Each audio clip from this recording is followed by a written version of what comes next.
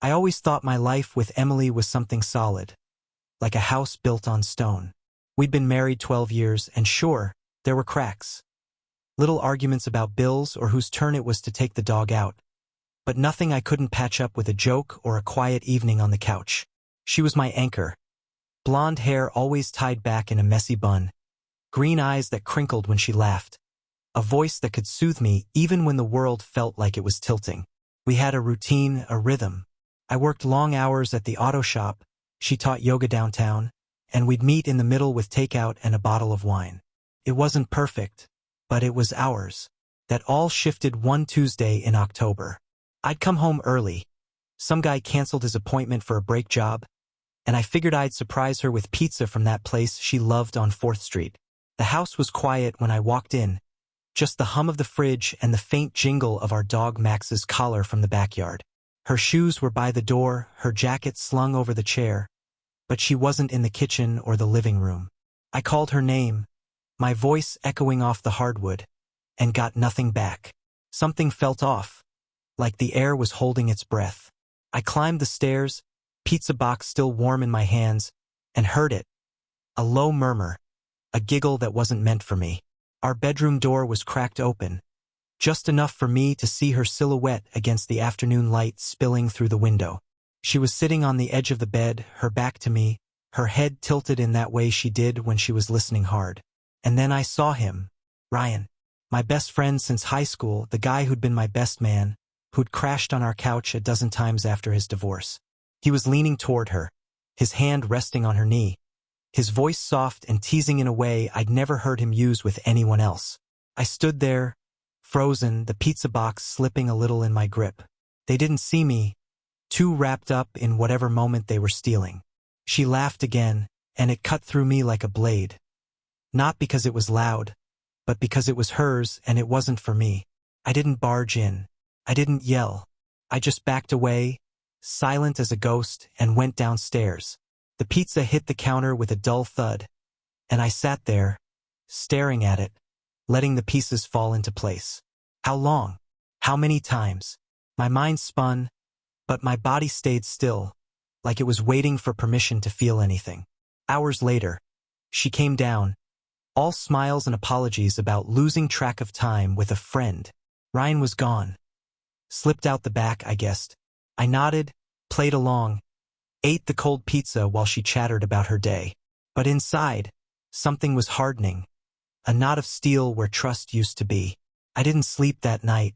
I lay next to her, listening to her breathe, and started planning. The next morning, I woke up before her, the sky still gray outside. She was curled up on her side, one arm tucked under the pillow, looking peaceful in a way that made my stomach twist.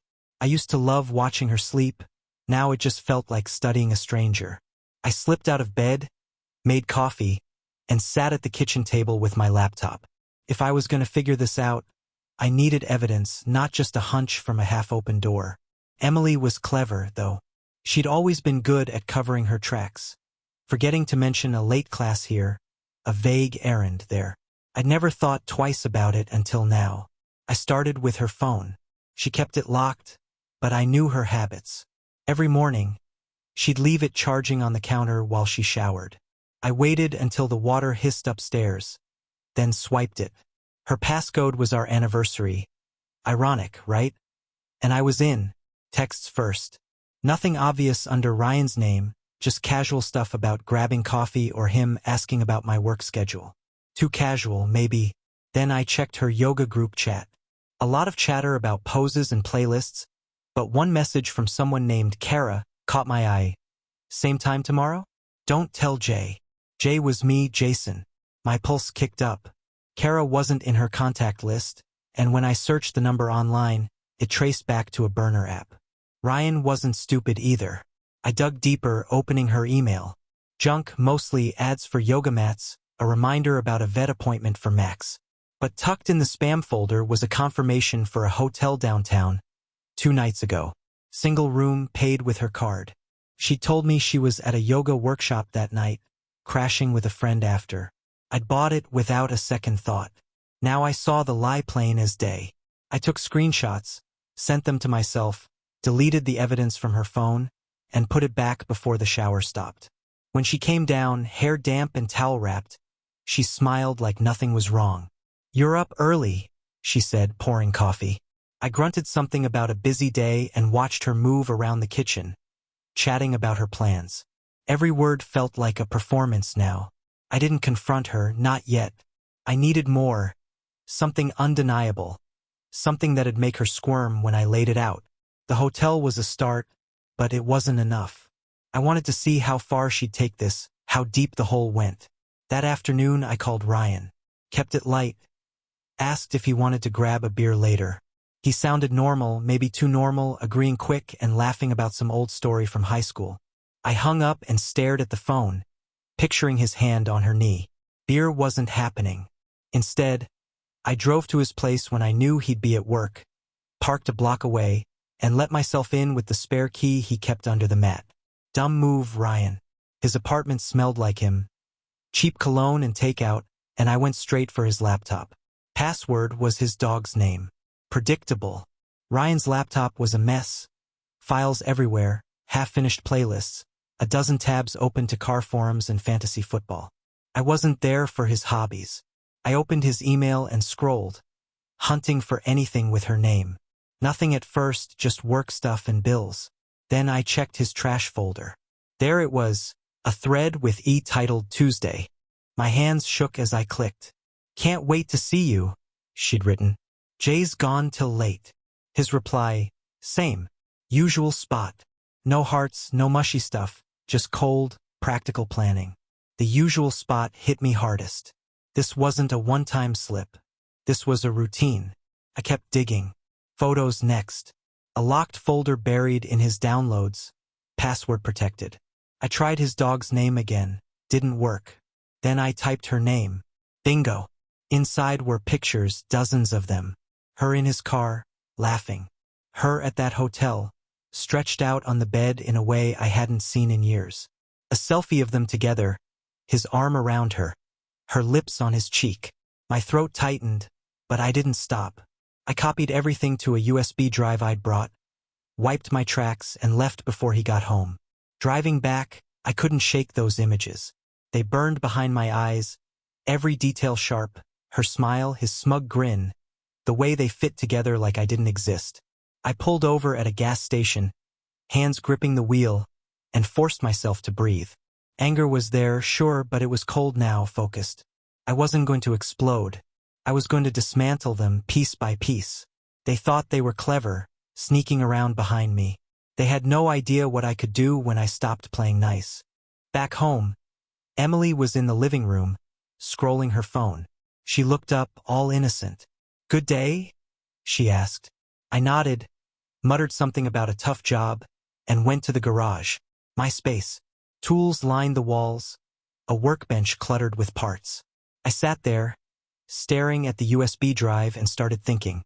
Revenge wasn't just about confrontation, it was about control. I wanted them to feel what I felt, but worse. Humiliation. Helplessness. I'd hit them where it hurt most, and they wouldn't see it coming. That night I cooked dinner, steak, her favorite. She complimented it, leaned over to kiss my cheek, and I let her. Played the part. But my mind was elsewhere, spinning plans. Ryan's ego was his weak spot, always had been. Emily's was her image, that perfect yoga teacher vibe she sold to everyone.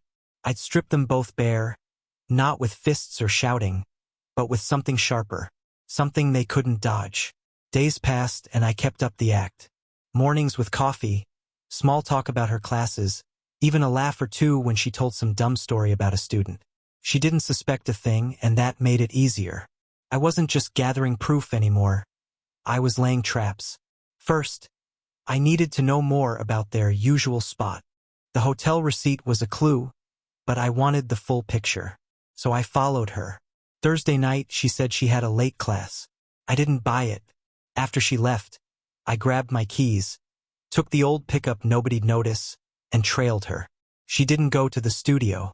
Instead, she drove across town, past the neon-lit strip of bars and diners, to a motel off the highway, the kind with flickering signs and curtains that never quite close. I parked across the street, watched her pull in, and sure enough, Ryan's beat-up Jeep rolled up 5 minutes later. They didn't even look around, just ducked into room 12 like it was second nature. I sat there, engine off, and let the reality settle. This was their place, their little hideaway. Cheap, tacky, perfect for them. I didn't storm in. Instead, I drove home, grabbed my camera, the one I used for car auctions, and went back. Set it up on a tripod in the truck bed, zoomed in through the window. The curtains were thin and the angle was just right. Snapshots of shadows moving, her hair falling loose, his hands on her. Not blurry, not deniable. I got what I needed and left before they finished whatever they were doing.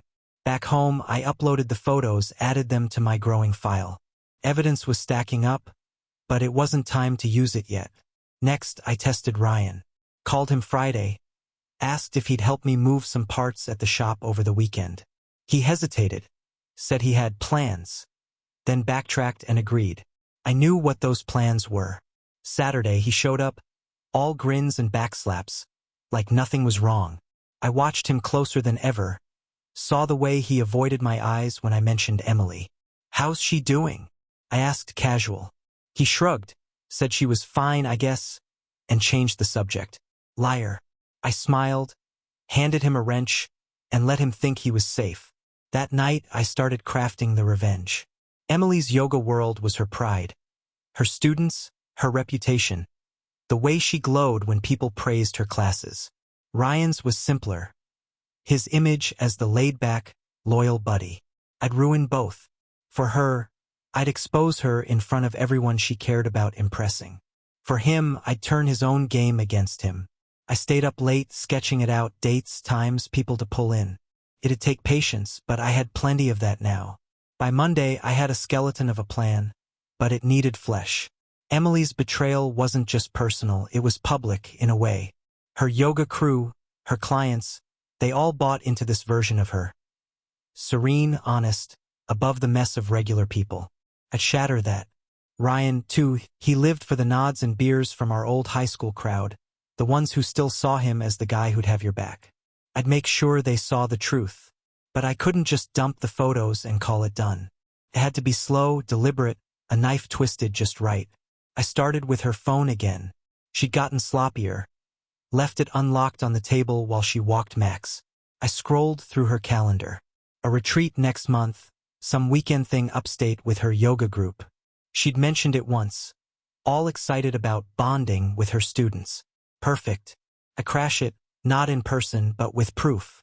I found an email about it in her inbox, names of attendees, a schedule. I recognized a few. Lisa, her assistant. Tara, the chatty one who always hugged me at parties. They'd be my audience.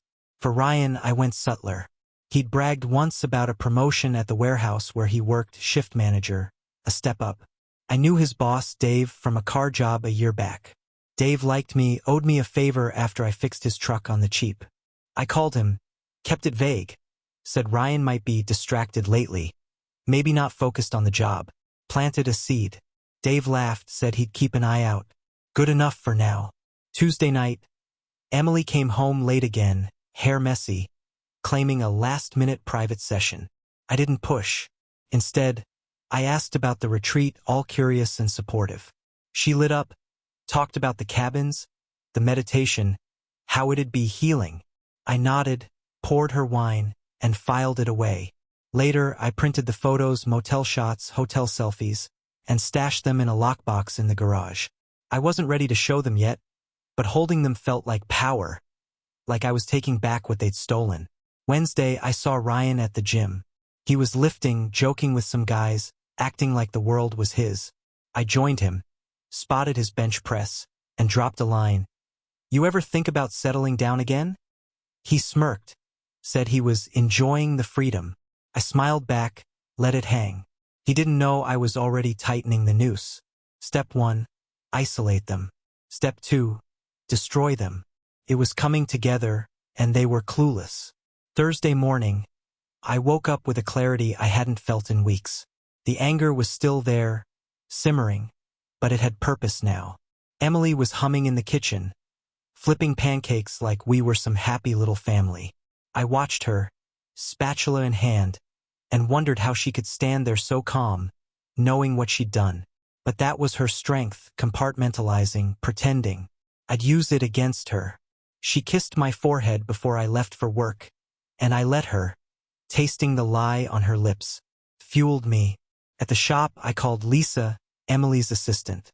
She answered all chipper, asking how I was. I kept it light, said I wanted to surprise Emily for the retreat, maybe send something special for the group. Lisa loved the idea, gushed about how sweet I was. I asked for the retreat's address, casual-like, and she gave it up without a second thought. A wooded spot 2 hours north, cabins by a lake. Perfect. I thanked her, promised to keep it hush-hush, and hung up. Step 1 was locked in. Next, I turned to Ryan. He'd texted me earlier, some dumb meme about car parts, trying to keep things normal. I didn't reply. Instead, I drove to his warehouse at lunch, parked out of sight, and watched. He swaggered out with a couple guys, laughing, clapping backs. That promotion mattered to him, made him feel big. I called Dave again, this time with more weight. Told him I'd heard Ryan was slacking, maybe sneaking off during shifts. Didn't mention Emily, just let it sound like gossip. Dave sighed, said he'd check the logs. I knew Ryan's ego wouldn't handle a demotion. Seed planted, growing. Back home, I went through Emily's yoga bag while she was out. Found a burner phone tucked in a side pocket. Cheap, prepaid, no lock. Messages to R. Short, sharp, miss you, tomorrow. His replies were cocky. Can't wait. Wear that thing I like. My hands shook, but I copied it all, reset the phone, and put it back. She'd never know I'd been there. That night, she came home, all smiles, and I played along. Asked about her day, nodded at her stories. Inside, I was building something unstoppable. Friday, I started the real work. Took the photos, the texts, the hotel receipt, and scanned them into my laptop. Edited them into a slideshow, nothing flashy, just raw, undeniable truth. Her face, his hands, their little motel dance. I added captions. Dates, times, lies she'd told me those days. It wasn't for me. It was for her world. The retreat was 2 weeks away, and I'd be ready. I burned a copy to a disk, locked it in the garage, and sat there, staring at my tools. Revenge wasn't loud yet. It was quiet, patient, sharp. The weekend hit, and Emily was in full prep mode for her retreat. She fluttered around the house, packing leggings and candles, chattering about energy and connection. I offered to help, carried her bags to the car, even threw in a have fun, as she drove off Saturday morning for a planning day with Lisa. I knew it was a lie. Her burner phone had buzzed that morning, and I'd seen our flash on the screen before she silenced it. She thought I was blind. I wasn't. While she was gone, I dug deeper. Hacked into her yoga studio's email. She used the same password for everything, and found a newsletter draft for the retreat. Names, emails, a whole list of her devotees. I saved it, closed out, and started drafting my own message. Not to send yet, just to have ready. I'd pose as her, invite them to a special session at the retreat, attach the slideshow as a surprise. Let them see who she really was. Timing was everything. I'd wait until she was up there, surrounded, no escape. Ryan called that afternoon fishing. You free later? Beer. I said I was busy, kept my voice flat. He pushed, asked if something was up. I laughed it off, said work was crazy, and hung up. Let him sweat. Monday, I checked in with Dave. He'd pulled Ryan's time cards. 2 sick days last month lined up with Emily's workshops. Dave sounded annoyed, said Ryan was on thin ice. Good. I thanked him, promised a discount on his next tune-up, and let the dominoes fall. Sunday night, Emily came home, glowing, saying the planning went amazing. I nodded, poured her tea, asked questions. She didn't mention Ryan, but her eyes flickered when I brought up the retreat crowd. Lisa, Tara, the rest. I filed that away. Later, I checked her burner again while she slept. More texts. Last night was perfect. From him. Your trouble. From her. I snapped photos of the screen, added them to my arsenal. The noose was tightening, and they were dancing right into it. I didn't sleep much. Lay there, staring at the ceiling, picturing her upstate, all serene and fake, while I held the truth like a loaded gun. It wasn't enough to just show it. I wanted them to feel it, deep where it'd linger. Her students would turn on her. His buddies would ditch him. I'd make sure of it. Monday rolled in, and I went to work like nothing was brewing. Fixed a transmission, bantered with the guys, kept my head down. But my mind was on the retreat, now less than 2 weeks out. I needed a delivery system, something untraceable. I bought a cheap laptop at a pawn shop, cash, no questions. Set up a burner email, routed it through a VPN I'd learned about from a car forum. Tested it with a blank message to myself. Worked like a charm. The slideshow was ready. I just needed the moment. Emily was home that night, cooking pasta, humming again. She asked how my day was, and I gave her the usual, grunted about a stubborn bolt. Let her fill the silence. She did, talking about a new student, some guy who really got her flow. I wondered if Ryan knew about him, then pushed it down. One betrayal at a time. After dinner, I slipped out to the garage, locked the door, and opened the pawnshop laptop. Drafted the email to her retreat list. Special announcement from Emily. Join me for a private reveal at the lake house. Saturday, 8 p.m. Attached the slideshow, set it to delay send. Not yet, though, timing was key. Tuesday, I hit Ryan harder. Dropped by his place unannounced, caught him off guard. He was in sweatpants, hair messy, clearly not expecting me. I said I was in the area. Asked if he was okay. He'd seemed off lately. He stammered, invited me in, offered a beer. I took it, sat on his couch and watched him squirm. Mentioned Dave, casual like. Heard he's cracking down at work. Ryan's face tightened, but he played it cool, said it was fine. I left after 10 minutes, knowing I'd rattled him. Wednesday, I checked the burner phone again. She'd gotten careless. Left it in her purse, not even hidden. New message from Ryan. This weekend. Her reply, yes, Jay's working late. I grinned, cold and slow. Perfect. I'd make sure I was late. Give them room to hang themselves. Added the exchange to my file. Printed it. Locked it away. The plan was growing teeth now, sharp, ready to bite. That night, Emily curled up next to me on the couch, her head on my shoulder. She smelled like lavender, and for a second, I remembered why I'd loved her. Then I saw his hands in those photos, her laugh in that motel, and the moment passed. I patted her arm, stared at the TV, and counted the days. 9 left. 9 days to make them pay. Thursday, I took a half day at the shop, told the guys I had errands.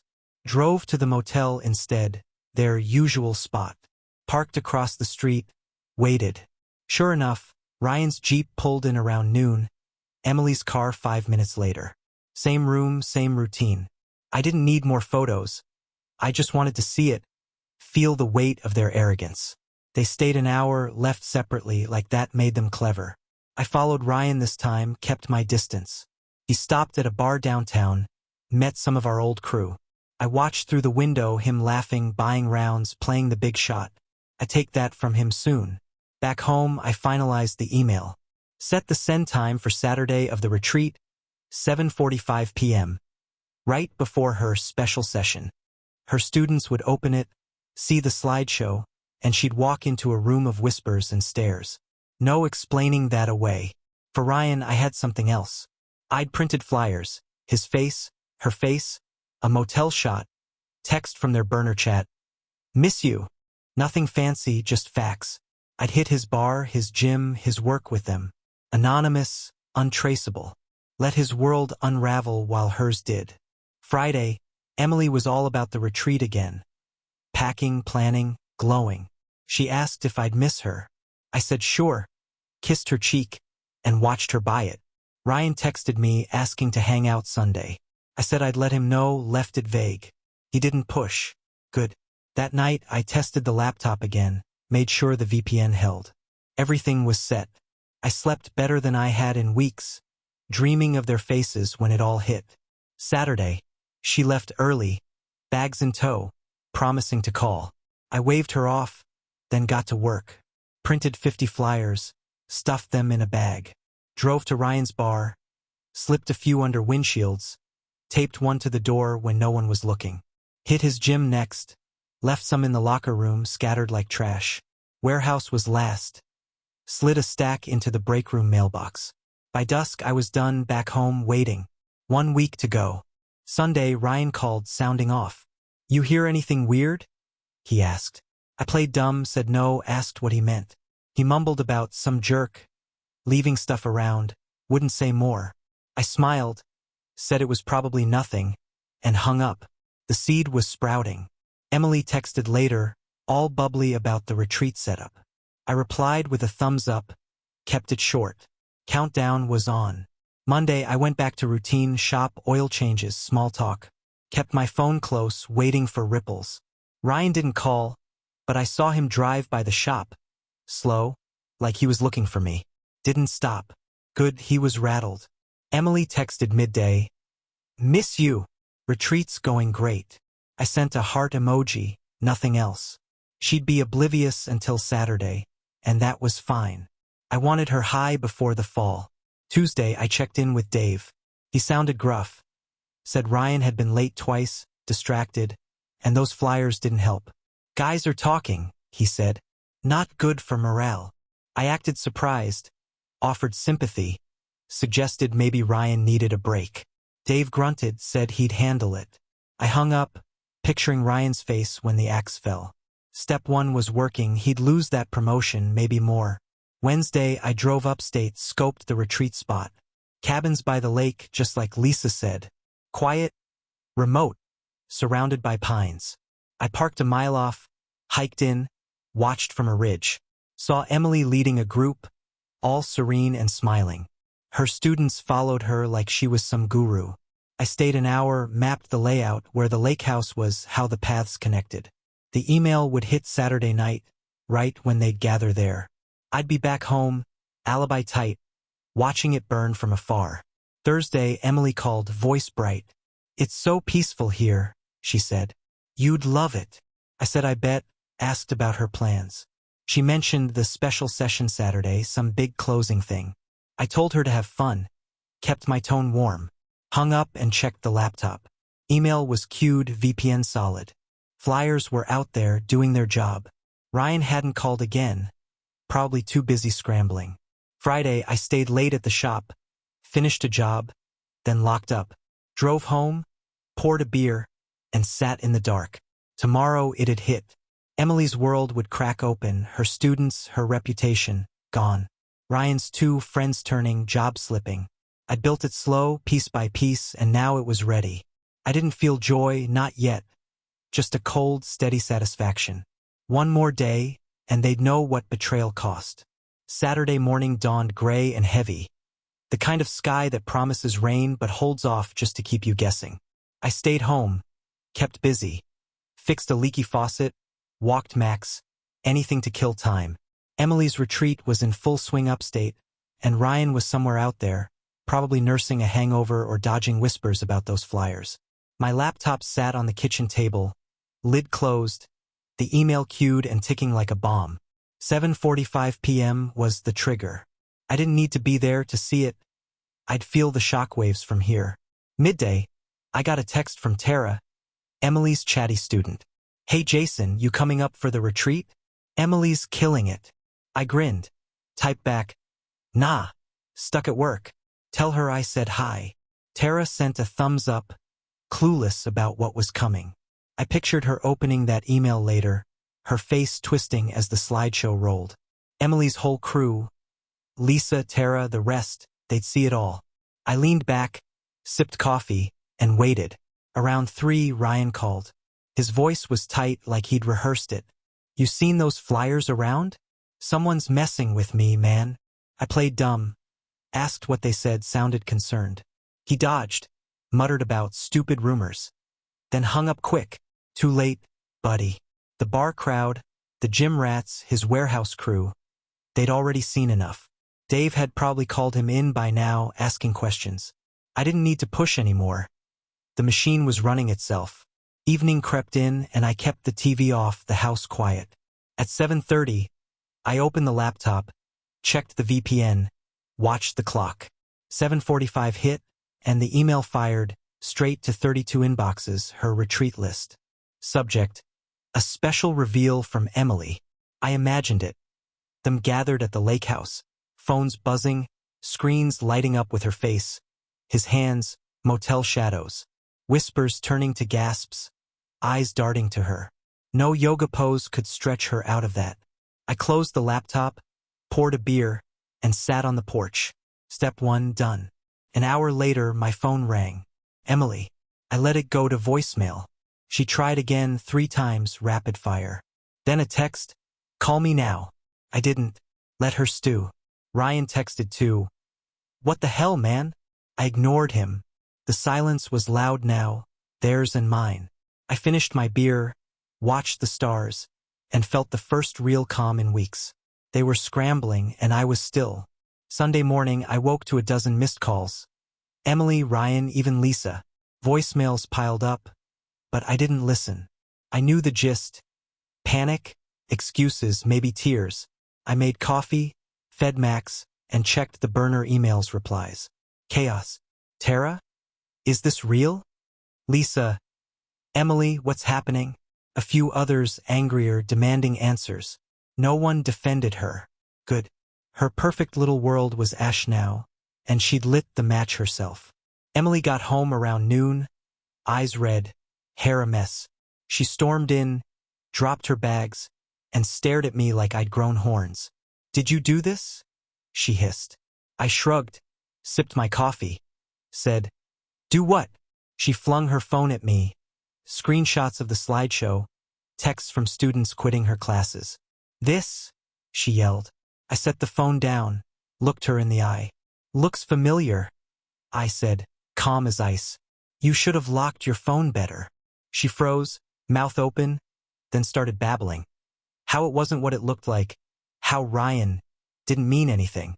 I let her talk, let the lies pile up, then stood.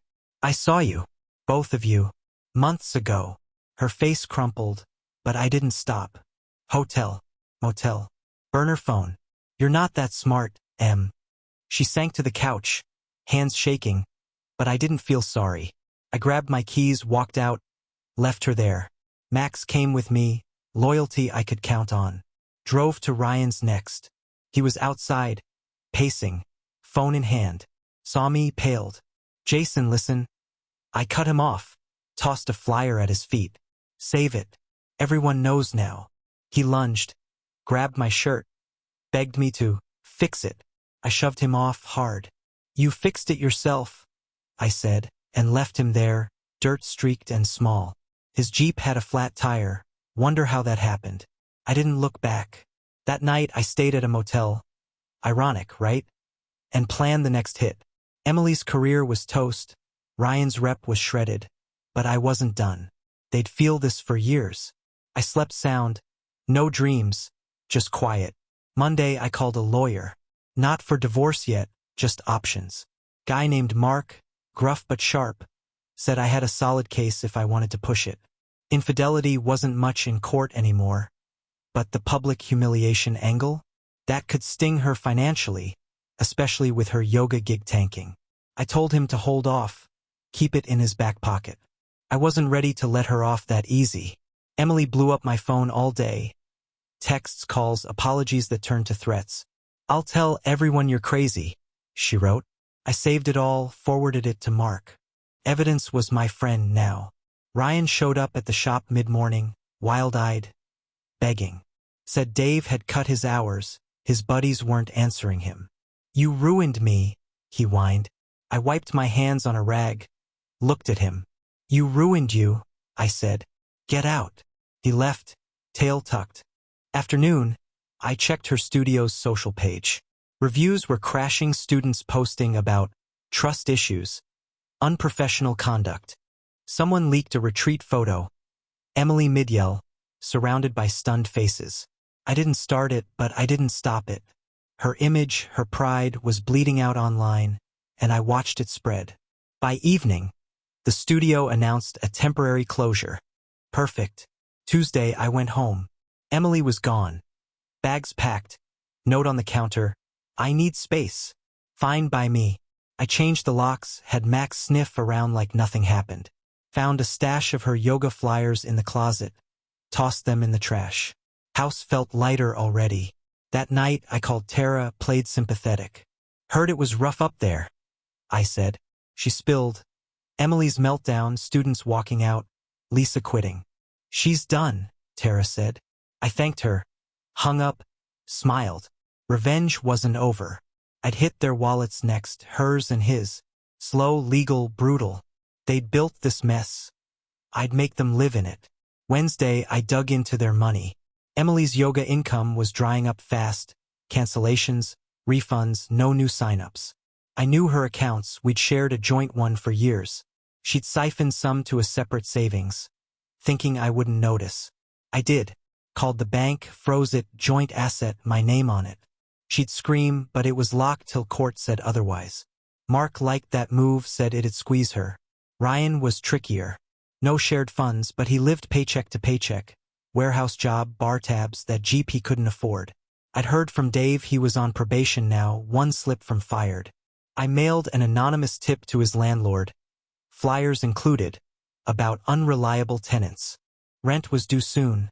Good luck with no hours. I didn't need to touch him directly, circumstance would crush him. Thursday, Emily showed up at the shop, furious. You froze my money?